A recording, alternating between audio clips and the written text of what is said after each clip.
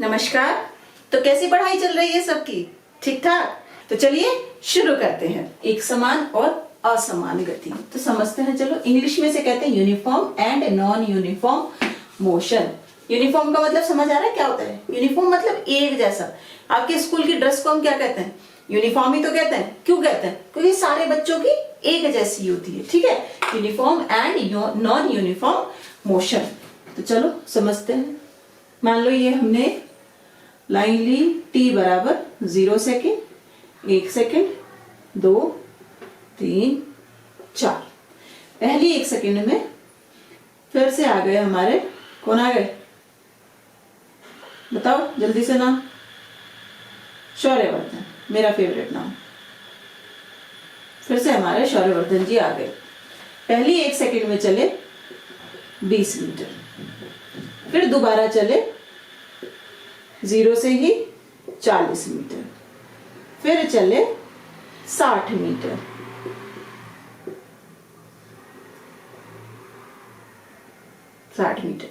फिर चले 80 मीटर। तो यहां पे कुछ देख रहे हो? शौर्यवर्धन जी आज आलसी हैं थोड़े से। जिस डायरेक्शन में चल रहे हैं, जिस स्पीड से चल रहे हैं, उसी स्पीड पे। ये देखो, पहली सेकंड में 20 मीटर, दूसरी सेकंड में कितना चला? 20 मीटर ही तो चला दूसरी सेकंड में भी। तीसरी सेकंड में कितना चला? 60 माइनस 40, फिर से 20 मीटर। थोड़े से सुस्त है शौर्यवर्धन जी। फिर तीसरी सेकंड में कितने चले? 80 में से 60, 20 मीटर। आज शौर्य जी को निंटेंडो खेलने को नहीं मिला, तो इसलिए सुस्त है, धीरे धीरे कदमों से चल रहे हैं, कोई जल्दीबाजी नहीं है। ठीक है, तो यहाँ पे आप अगर एक बात नोट करो तो क्या है, हर सेकंड में वो कितना चल रहा है? 20 metre, 20 metre, 20 metre, 20 metre. Correct?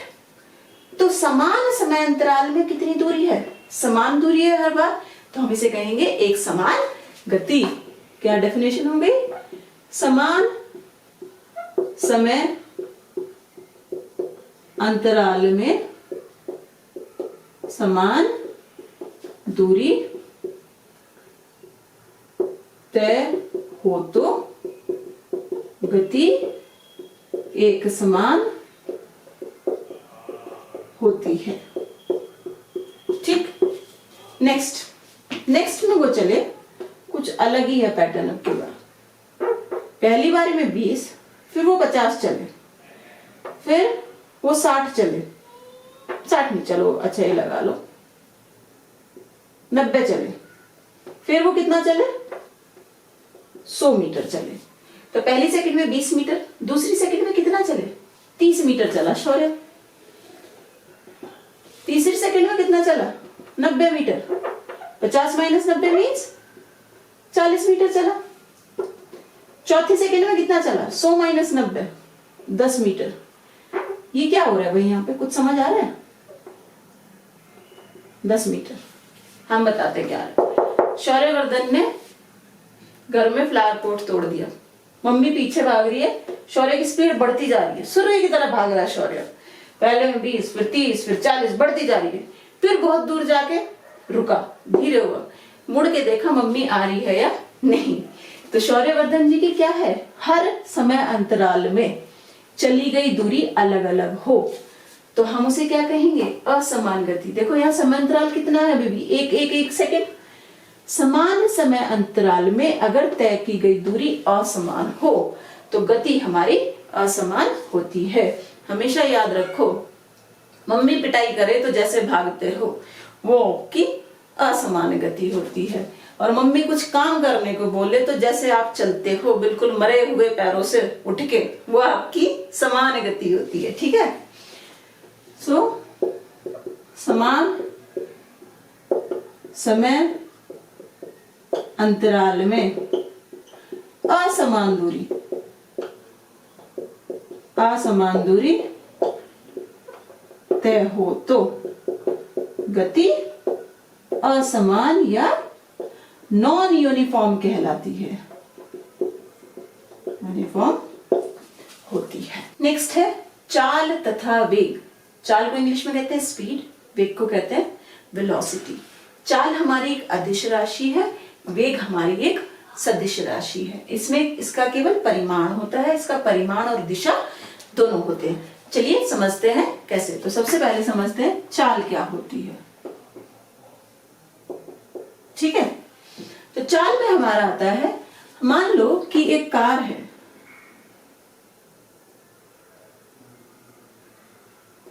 और ये कार हमारी कौन सी डायरेक्शन में को जाती हुई सी लग रही, इस डायरेक्शन में वो लग रही है, तो नहीं चलो डिफरेंट कार है, पीछे से लंबी है आगे से छोटी है, इस दिशा में जा रही है और 72 किलोमीटर प्रति घंटे की स्पीड से जा रही है। ठीक है, 72 किलोमीटर प्रति घंटा, किलोमीटर पर आवर की स्पीड से वो जा रही है। सुनो मैं क्या बोल रही हूँ, स्पीड से जा रही है, तो इसका मतलब वो 1 घंटे में कितना चल रही है, 72 किलोमीटर। या आधे घंटे में कितना चल रही है वो, 36 किलोमीटर। पर क्या हमें पता ये चल रहा है कि किधर को चल रही है, बस इन्होंने बता दिया कि 72 किलोमीटर प्रति घंटा की चाल से चल रही है। क्या हमें ये पता चला कि किस दिशा में चल रही है, नहीं। तो चाल हमारी क्या बताती है, चाल बताती है कि कोई भी वस्तु कितनी तेज चल रही है, कितनी तेज, या डिसेंट वर्ड बोलो तो कितनी तीव्रता से चल रही है, ये हमारी बताती है चाल। तो अगर चाल की हम परिभाषा निकालें तो चाल की परिभाषा क्या होगी, एकांक समय में चली गई दूरी हमारी होती है चाल। चाल को कैसे लिखते हैं, चाल बराबर दूरी बटे समय। यहां से इसका मात्रक क्या आ जाएगा, दूरी मीटर में, समय सेकंड में, मीटर प्रति सेकंड हिंदी में लिखते हैं, सेकंड। डायमेंशंस क्या हो जाएंगे इसकी, विमा क्या हो जाएगी, LT - 1। ये नहीं आ रही है तो भाई सेकंड चैप्टर की वीडियो देखो, मिल जाएगी। नेक्स्ट हमारी होती है माध्य या औसत चाल। इसे इंग्लिश में क्या कहेंगे, average velocity, sorry average speed, not velocity, average speed. इसे कैसे निकालते हैं, ये होती है कुल दिए गए समय में चली गई कुल दूरी का अनुपात हमारा होता है औसत चाल। तो औसत चाल को हम किससे दिखाते हैं, V से, और बार निशान दिखाता है, आप उसका एवरेज ले रहे हो, कुल दूरी बटे कुल समय। जैसे हम इस तरह से समझ सकते हैं कि मान लो आपका यहां से यहां तक V1 दूरी से गया T1 समय में, फिर ऐसे गया V2 दूरी, सॉरी S1 दूरी, ये S2 दूरी चला, फिर ऐसे चला T3 समय में S3 दूरी। अगर आपको उसकी औसत चाल निकालनी है, भाई एक एवरेज ही तो बताओगे ना कि हाँ मोर और लेस इतनी चाल से गए, तो क्या लिखोगे, कुल दूरी S1 plus S2 plus S3 बटे T1 plus T2 plus T3, कुल दूरी बटे कुल समय, उससे हम निकालते हैं अपनी औसत चाल। तो औसत चाल का फॉर्मूला कुल दूरी बटे कुल समय। तो एग्जाम्पल ले लो कि आप मेरठ से दिल्ली आ रहे हो, ठीक है, यूपी और दिल्ली का एग्जाम्पल ले लेते हैं, बताना कितनों ने सुना है मेरठ कहाँ है। ठीक है, सबसे पहली आजादी की लड़ाई शुरू हुई थी वहीं पे। तो मेरठ से दिल्ली आने में आपका करीब करीब कितना है, वो 90 किलोमीटर के करीब करीब आसपास। ठीक है, आने में टाइम आपने लगा लिया कि मोर और लेस 3 घंटे लगेंगे। तो आप हर घंटे में कितना चल रहे हो, आप चल रहे हो 30 किलोमीटर पर आवर की स्पीड से। पर क्या सच में आप 30 किलोमीटर पर आवर ही चलते रहोगे, कहीं आप 10 भी चलोगे, कहीं आप 50 भी चलोगे। जैसे आपको रोड पे ट्रैफिक मिलेगा, रोड पे ट्रैफिक धीरे है तो आप 20 के पे भी चलोगे, रुका हुआ है तो आपकी स्पीड 0 भी हो जाएगी उस टाइम के लिए, खाली पड़ी है तो आप दौड़ा भी लोगे। ठीक है ना, तो क्या हो रहा है कि हर अलग अलग समय अंतराल के लिए आपकी जो स्पीड है वो अलग अलग है। तो ये स्पीड से फिर आप क्या करते हो, एवरेज स्पीड कैसे निकालते हो, इन सबको जोड़ के और बटे जितनी संख्या थी आपकी उसके बटे उतने ही नंबर से कर दो। मान लो आपकी पहले घंटे में V1 स्पीड थी, दूसरे घंटे में V2, तीसरे घंटे में V3 स्पीड थी, तो एवरेज स्पीड कैसे निकाल दोगे, V1 plus V2 plus V3 बटे 3 करके आप एवरेज स्पीड बता दोगे। और आप कह दोगे कि हाँ भाई मुझे 3 घंटे लग गए मोर और लेस 30-35 की स्पीड पे मैं चलते हुए आ गया। तो ऐसे निकालते हैं हम अपनी औसत चाल। नेक्स्ट आता है हमारा तात्क्षणिक चाल। बड़ा मोटा सा वर्ड, तात्क्षणिक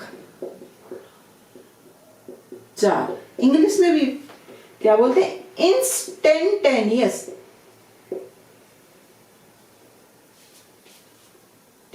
स्पीड। अब ये क्या होती है? इंस्टेंटेनियस, तात्क्षणिक। यहां देखो, क्षणिक मीन्स पलक झपकते ही जितनी स्पीड है। तो अगर मैं ये पूछूं कि भाई आप चले 7 बजे, 7 बजे आपकी स्पीड थी 30 किलोमीटर पर आवर। अगर मैं ये पूछूं 7 बजे के 10 मिनट पे कितनी स्पीड थी, तो आप बता दोगे, ठीक है ना? 10 मिनट का थोड़ा सा गैप है, आप पिकअप भी कर लोगे, स्पीड का आपको आइडिया भी हो जाएगा। अगर ये मैं पूछूं 7 बज के 10 मिनट से 20 सेकंड पे क्या स्पीड थी, फिर मैं पूछूं 7 बज के 10 मिनट के 50 सेकंड पे क्या स्पीड थी, तो बहुत छोटे छोटे टाइम पीरियड्स के लिए आप अपनी स्पीड जो बता रहे हो, जो चाल बता रहे हो, उसे हम क्या कहते हैं? तात्क्षणिक। पलक झपकते बहुत छोटे उस पे इंस्टेंसेस पे आपकी चाल कितनी है, वो आपकी कहलाती है तात्क्षणिक चाल। उसे हम प्रदर्शित करते हैं फिजिक्स में, ऑलरेडी एक्सप्लेन कर चुके हैं इस चीज को भी हम डी से, ठीक है? तो तात्क्षणिक चाल को हम कैसे दिखाएंगे? v इंस्टेंटेनियस ds बटे dt। तो इंस्टेंटेनियस स्पीड या तात्क्षणिक चाल आप निकालते हो डिफरेंशियल से, पहले ही समझा चुके हैं। तो ये क्या है? Differential of s with respect to t। तात्क्षणिक चाल कैसे निकलती है? s का t के सापेक्ष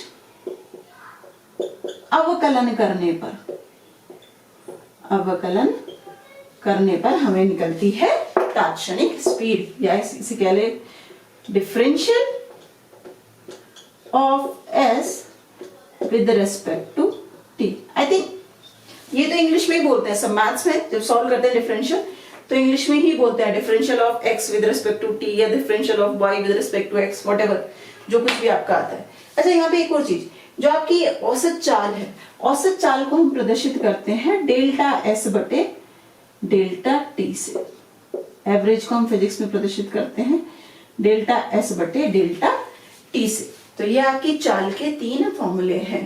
चाल बराबर दूरी बटे समय, औसत चाल कुल दूरी बटे कुल समय, और तात्क्षणिक चाल differential of s with respect to differential of t।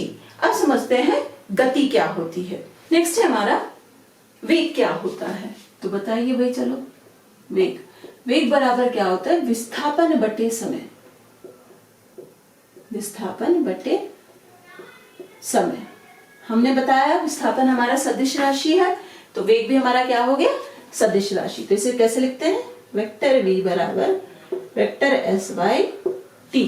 एकांक समय में चला गया विस्थापन वेग के बराबर होता है। अगर हम t बराबर 1 रखते हैं तो v बराबर क्या हो जाएगा? s। तो परिभाषा क्या आएगी? एकांक समय में तय किया गया विस्थापन वेग के बराबर होता है, वेग के बराबर होता है, ठीक। अब नेक्स्ट क्या आएगा हमारा? औसत वेग या माध्य वेग, औसत वेग या माध्य। इंग्लिश में से भी क्या बोलेंगे? Average velocity. वेग को क्या बोलते हैं? वेलोसिटी।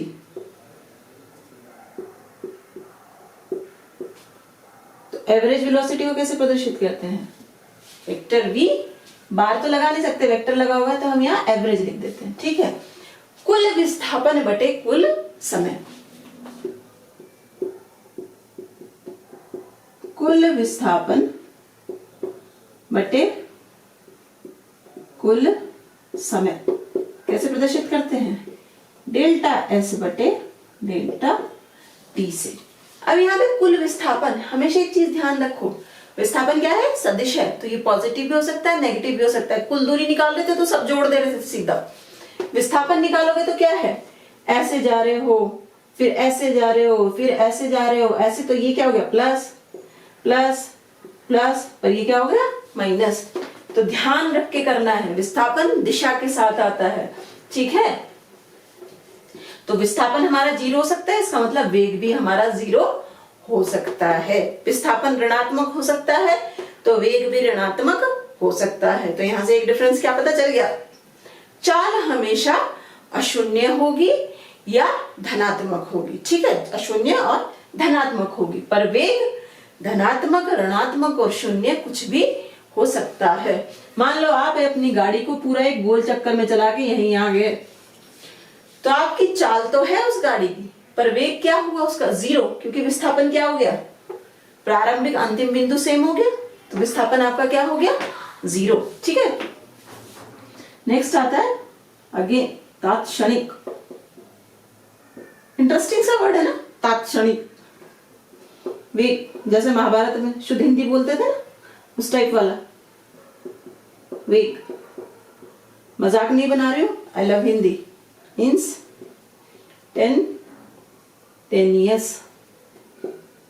वेलोसिटी, ये क्या हुई, तात्क्षणिक वेग, एक छोटे से इंस्टेंट के लिए जो आप वेग निकालोगे, वी इंस्टेंटेनियस कैसे निकालते हैं, ds बटे dt। तो ये फॉर्मूले हो गए हमारी वेग के लिए। अब वेग में हमारी एक चीज और आ जाती है, एक होता है एक समान वेग, एक होता है परिवर्तित वेग, वो भी समझ लेते हैं कैसे क्या होता है। एक हुआ हमारा एक समान वेग, इंग्लिश में क्या बोलोगे, uniform velocity, uniform velocity. Uniform velocity क्या होगी, हमने आपको बताई थी ना, एक समान गति, समान समय में, समान समयांतराल में समान दूरी वो तय करता है। तो समान समयांतराल में समान विस्थापन हमारा हो रहा है, तो वेग हमारा क्या हो जाएगा, यूनिफॉर्म, समान समय अंतराल में समान विस्थापन। तो सब वेग भी हमारा क्या होगा, एक समान। समझते हैं कैसे, देखो यही देख लो, उसी चीज को दोबारा से अगर हम कर दें, 0 2 3 4 5, हर सेकंड में दूरी विस्थापन कितना है, वेग है तो विस्थापन बोलेंगे 20 मीटर, 20 मीटर।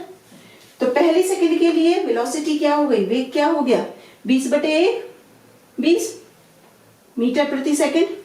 दूसरी सेकंड के लिए भी क्या हो गया, 20 मीटर प्रति सेकंड। तीसरी सेकंड के लिए भाई समांतराल तो 4 में से 3 गया, 1 सेकंड ही है ना, 20 मीटर पर सेकंड, 20 मीटर पर सेकंड। तो वेग क्या है हर समांतराल में, समान। तो एक समान वेग हमारा कब होगा, जब समान समांतराल में विस्थापन समान हो, तो हमारा वेग हो जाएगा यूनिफॉर्म या एक समान वेग। नेक्स्ट हमारा आएगा, क्या आएगा, परिवर्तित। परिवर्तित बोल लो या असमान बोल लो, इंग्लिश में से क्या कहते हैं, वेरिएबल, वेरिएबल या नॉन यूनिफॉर्म वेलोसिटी। समझ पा रहे हो, वेरिएबल क्या होता है, वेरिएबल जो चेंज होता रहता है, घटना बढ़ना कुछ भी हो सकता है, उसे हम कहेंगे वेरिएबल। नॉन यूनिफॉर्म भी वही चीज है, जो यूनिफॉर्म ना हो, चेंज होता रहे, उसे तो वेरिएबल को हो या नॉन यूनिफॉर्म का हो। तो इसमें क्या होगा, समान समय अंतराल में असमान विस्थापन, असमान विस्थापन हो, तो हमारा वेग क्या होगा, परिवर्तित वेग या वेरिएबल और नॉन यूनिफॉर्म वेग। अब इसमें देखो एक और चीज आ जाती है, इस चीज में हमारा जो ये परिवर्तित वेग है, इसके लिए 3 फैक्टर्स आ जाते हैं, क्योंकि जो वेग है वो आपकी दिशा और परिमाण दोनों पे निर्भर करता है, ठीक है। तो अगर आपका परिमाण तो बदल नहीं रहा, पर क्या दिशा बदलती जा रही है बार बार, तो हम क्या कहेंगे उसे, परिवर्तित वेग। केवल दिशा बदल रही है। गाड़ी आपकी 20 की स्पीड पे जा रही है, पर गाड़ी कैसे जा रही है? ऐसे ऐसे ऐसे ऐसे ऐसे ऐसे ऐसे ऐसे ऐसे। तो आपकी दिशा बदलती जा रही है। स्पीड सेम ही है पर दिशा बदल रही है। तो केवल दिशा बदल रही हो और परिमाण समान हो तो भी हम कह सकते हैं कि ये हमारा एक परिवर्तित वेग है। दूसरा, केवल परिमाण बदल रहा हो।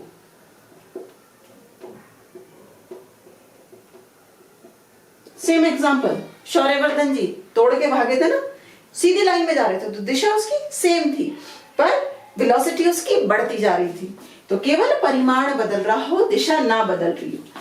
तीसरा क्या आ जाएगा? परिमाण तथा दिशा दोनों बदल रहे हो, दोनों बदल रहे हो या चेंज हो रहे हो, तो हमारा भी परिवर्तित वेग होगा। परिमाण और दिशा दोनों बदल रहे हो। सबसे अच्छा एग्जांपल, दिल्ली की सड़कें, धीरे तेज, बड़ा जाम तो बैठ जाओ। डायरेक्शंस बदलती रहती है, अलग अलग दिशाओं में जाते रहते हो, ठीक है। तो डेली लाइफ के एग्जांपल से समझोगे तो उतना ही आसान लगेगा, चीजें याद रहेंगी। एग्जांपल्स, अपने एग्जांपल्स बनाने की कोशिश करो जिससे तुम्हें याद रहे, ठीक है। तो चलो अब देखते हैं चाल और वेग में क्या अंतर होता है। चाल हमारी क्या है? अदिश राशि। वेग क्या है? सदिश राशि। राशि सा लग रहा है, राशि, सदिश राशि। दूसरा क्या आ जाएगा? चाल हमारी क्या बताती है? केवल तीव्रता को, केवल तीव्रता। ये क्या बताती है? तीव्रता कितना तेज चल रहा है प्लस उसकी दिशा, ठीक है। चाल का फॉर्मूला क्या होता है? दूरी बटे समय। वेग का फॉर्मूला क्या होगा? विस्थापन बटे समय। चाल हमेशा क्या होगी? अशून्य तथा धनात्मक। वेग क्या होगा? क्योंकि विस्थापन पे निर्भर कर रहा है, तो विस्थापन हमारा 0, पॉजिटिव, नेगेटिव कुछ भी हो सकता है, इसलिए वेग भी हमारा पॉजिटिव, नेगेटिव या अशून्य हो सकता है, ठीक है। अब हमारे विस्थापन और दूरी में क्या रिलेशन था? रिलेशन था हमारा दूरी is greater than equals to विस्थापन। तो ऐसे ही पांचवा नहीं, रिलेशन लिख लेते हैं। तो क्या होगा? चाल is greater than equals to वेग, या क्या लिख सकते हो? चाल बटे वेग is greater than equals to 1, अगर कोई इनका अनुपात पूछे तो। दोनों की यूनिट क्या होती है? मीटर प्रति सेकेंड, हिंदी में लिखे हैं सेकेंड। लिमिट क्या होती है? LT minus 1। तो ये हो जाती है आपकी समानताएं और डिफरेंस आपके चाल और वेग में क्या होते हैं।